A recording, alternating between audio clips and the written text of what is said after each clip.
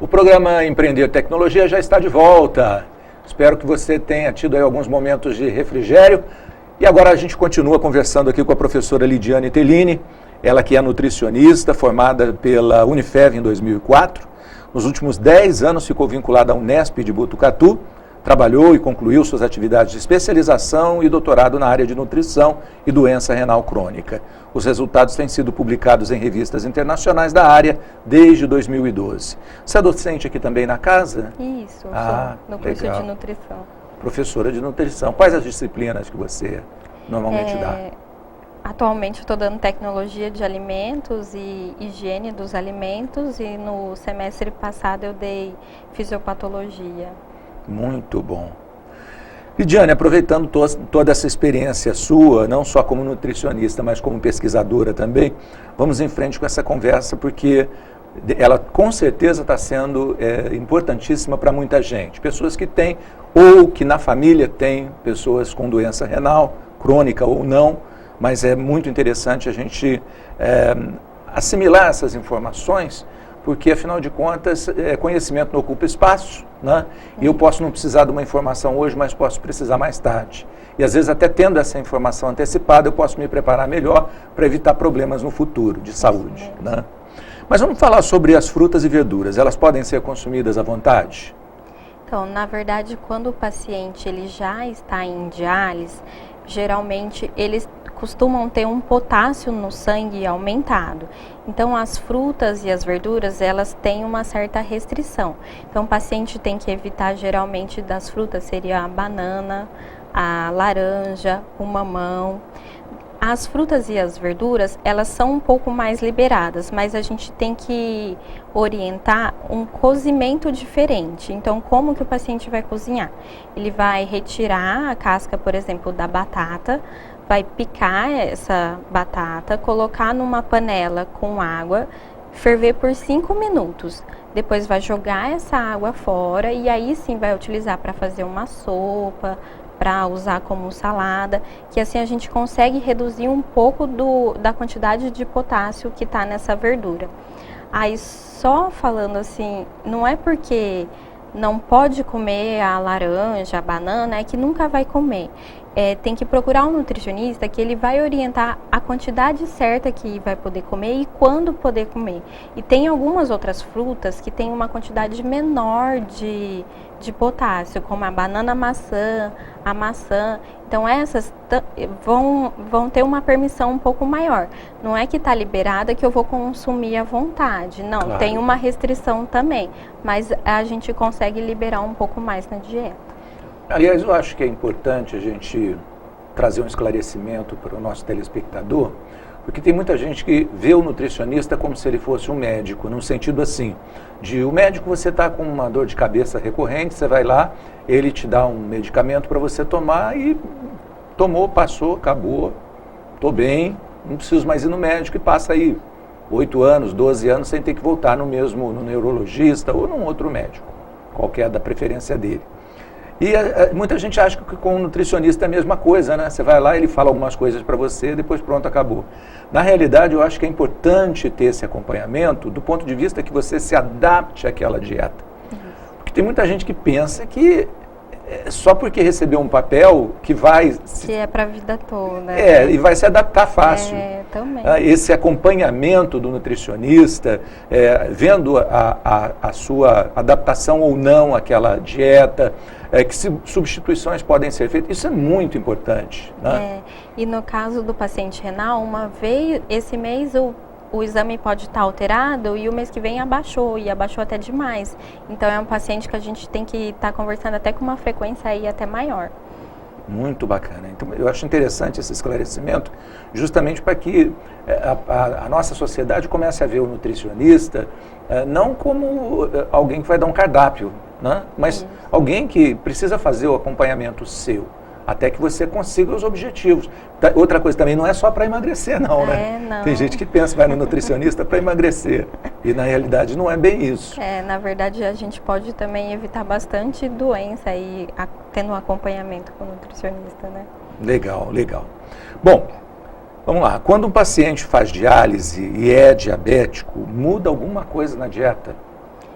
Na verdade, ele vai ter que ter esse controle da glicemia também, além de controlar o fósforo, o potássio, o sódio, o ganho de peso. Ele vai ter essa preocupação a mais com a glicemia. Então, na verdade, esse paciente ele vai ter que evitar os carboidratos, que são as massas, o pão, e controlar também a quantidade de doce que ele come durante o dia. Mas aí a quantidade certinha a gente tem que calcular individualmente. Ok. Bom, o paciente renal, ele pode, por exemplo, tomar refrigerante como a Coca-Cola, comer chocolate, amendoim? Essa é uma pergunta até polêmica, né? Sem dúvida. Na verdade, o paciente renal, como o rim não está trabalhando da forma correta, ele vai ter acúmulo de algumas substâncias que deveriam estar sendo eliminadas. E uma delas é o fósforo. E o fósforo a gente encontra muito nesses alimentos. Então, na Coca-Cola, no chocolate, no amendoim, na paçoquinha. Então, quando o paciente está com esse fósforo elevado, ele tem que evitar, sim, esses alimentos. Aí, o ideal é que não se coma mesmo. Porque o fósforo, ele pode trazer, o fósforo aumentado, ele pode dar alguns problemas ósseos. Então, não é importante. E a Coca-Cola, em especial, aí, ela também tem o sódio, que é aqueles conservantes que está presente, que aí vai aumentar o ganho de peso, o paciente vai ficar mais inchado, que também não é legal. Ótimo. E existe substituição, por exemplo, eu quero comer aí um doce, né, um amendoim, um chocolate, não posso. O que eu posso comer? Então, na verdade, quando esse fósforo está alto, a gente fica um pouco restrito em que doce passar. Na verdade, a gente acaba orientando as frutas mesmo, porque assim, ele vai tomar um medicamento, o médico vai passar um medicamento que vai ajudar nesse controle. Então, ele seguindo uma dieta mais restrita, geralmente em torno de 2, 3 meses, esse fósforo volta a normalizar. E aí a gente consegue liberar aos poucos. Então, às vezes é importante nessa primeira fase inicial realmente eliminar. E a Coca-Cola? Que substituição, né, a pessoa pode fazer? Ainda mais se ela tem a Coca-Cola, na verdade, o ideal é que a gente evite realmente, por ser o refrigerante, por ter sódio, por não ser legal para esse acúmulo de líquido.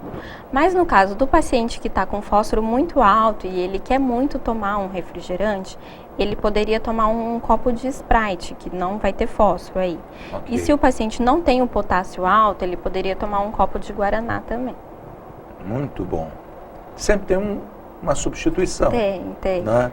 É só questão da gente procurar informação com um nutricionista que a gente vai se tranquilizar com relação a isso. Bom, cozinhar o feijão, trocar a água mais de uma vez, cozinhar legumes como batata e cenoura e trocar a água de novo, realmente ajuda a tirar o potássio? Esse é como eu falei lá em cima. O potássio, ele vai estar alto lá no sangue em alguns pacientes. Nesses a gente precisa restringir algumas frutas e verduras e orientar esse cozimento por 5 minutos, jogar essa água fora, não utilizar essa água e depois utilizar esse legume para até brócolis, couve, dá para se fazer isso para depois se utilizar. E o feijão, no caso, o potássio, ele fica dentro do grão do feijão. E aí, o caldo, a gente orienta que esse paciente ele não consuma o caldo, porque uma vez que eu fervo esse feijão, o potássio sai de dentro do grão e vai para o caldo. Então, se eu comer o caldo, vai ter bastante quantidade de potássio. Então, o ideal é só comer um pouquinho do grão do feijão. Muito bem. Agora, a gente está falando tanto de potássio, e parece que o potássio tem uma função interessante na musculatura. Isso. Até quando a gente tem umas cãibrazinhas, o pessoal fala, come um pouco de banana, né? E como é que o paciente vai lidar com essa situação? Como é que vai haver algum problema em relação à musculatura? Então, na verdade, esse potássio muito alto, ele pode dar também problema de arritmia. Como ele participa na função aí da musculatura, ele também age lá na musculatura do bombeamento do coração. Então, ele muito alto, ele altera principalmente essa parte de batimento. Então, por isso que é importante a gente controlar esse potássio. Muito interessante. Bom, essa mesma nutrição vai ser, no caso que a gente estava falando da forma de cozimento, essa mesma nutrição vai ser para pacientes transplantados? Então, quando o paciente ele transplanta, aí ele muda novamente a dieta dele. Então, no conservador era um tipo de dieta, entrou em diálise é outra, transplantou, mudou novamente. Aí ele volta a ter a alimentação mais liberada. Só que aí a gente tem que lembrar também que uma alimentação liberada, mas uma alimentação saudável, porque senão esse paciente pode vir a desenvolver o diabetes, a hipertensão, e também aí ele vai levar ele não vai conservar esse novo rim dele por um tempo maior, né? Pode diminuir o tempo desse transplante aí por ter desenvolvido alguma doença crônica em função da alimentação. E até porque também eles fazem uso de alguns medicamentos que pode alterar a glicemia. Então é importante ter um controle adequado da alimentação. E aí, no caso, quando o paciente acabou de transplantar, ele tem que tomar um cuidado também com as frutas e verduras, que tem que ser bem higienizada para evitar a contaminação.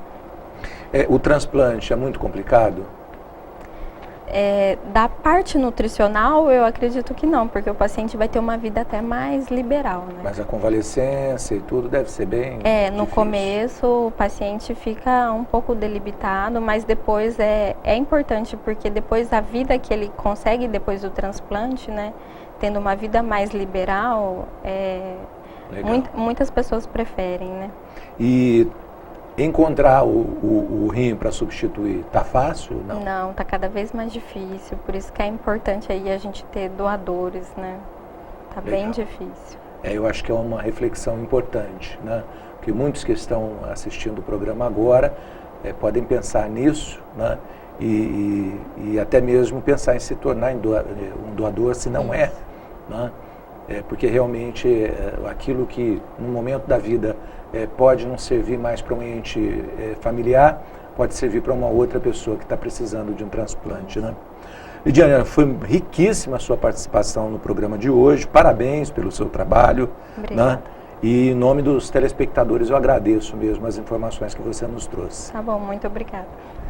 E você, telespectador, muito obrigado pela sua audiência, pela sua atenção mais uma vez, acompanhando o nosso programa Empreender Tecnologias. A gente volta a próxima semana com mais informações, com mais inovações, para que você possa sempre ter aí o conhecimento no dia a dia da sua vida. Um abraço. Tchau.